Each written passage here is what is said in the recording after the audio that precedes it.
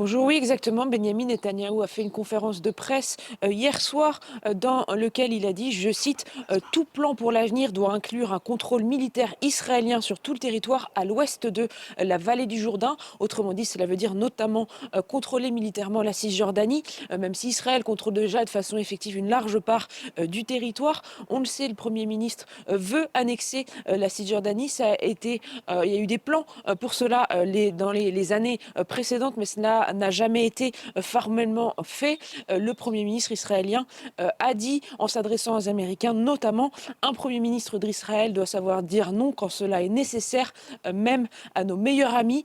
Il y a une réaction tout de suite des États-Unis. Matthew Miller, le porte-parole du secrétaire d'État américain, a dit, je cite, qu'il n'y a aucune façon d'assurer la sécurité d'Israël sur le long terme sans l'établissement d'une solution à deux États. Les États-Unis, depuis le début de cette guerre et même avant, soutiennent la création d'un État palestinien comme solution de long terme, donc après la guerre à Gaza. Et puis c'est aussi intéressant d'observer que ces déclarations de Netanyahou fracturent aussi encore un peu plus le paysage politique israélien. Yair Lapid, qui est donc le leader de l'opposition, a dit notamment que si l'autorité palestinienne était réformée, elle pourrait jouer un rôle dans la reconstruction de Gaza. On voit bien qu'il y a aussi l'enjeu de la reconstruction dans un futur où Benyamin Netanyahou peut-être ne serait plus Premier ministre d'Israël.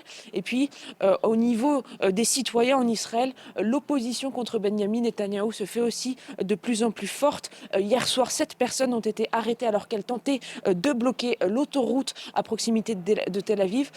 Ces personnes, cette opposition, demandent la démission du Premier ministre. En ce qui concerne les combats, Claire Duhamel, l'armée israélienne annonce avoir progressé dans la ville de Khan Younes, dans la bande de Gaza. Oui, l'armée israélienne n'a jamais été aussi au sud de la bande de Gaza. Elle a affirmé hier avoir combattu pendant plusieurs jours, tué des dizaines de miliciens du Hamas et pris une de leurs positions au sud de Khan Younes. Et puis hier soir, pour la chaîne américaine CNN, l'armée israélienne a reconnu avoir exhumé 21 corps d'un cimetière de Khan Younes.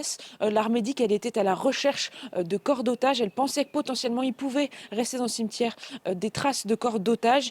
Ces corps ont donc été amenés en Israël pour identification. Il ne s'agirait pas de corps d'otages. C'est la première fois qu'Israël reconnaît mener une telle exhumation de cimetière, puisqu'en droit international, cela peut être qualifié de crime de guerre s'il ne s'agit pas d'un objectif militaire clair. Et puis, les frappes, les bombardements continuent, notamment sur le centre et le sud de la bande de Gaza. Près de 25 000 Palestiniens ont été tués selon les dernières données du ministère de la Santé contrôlé par le Hamas. Plus de 60 000 blessés.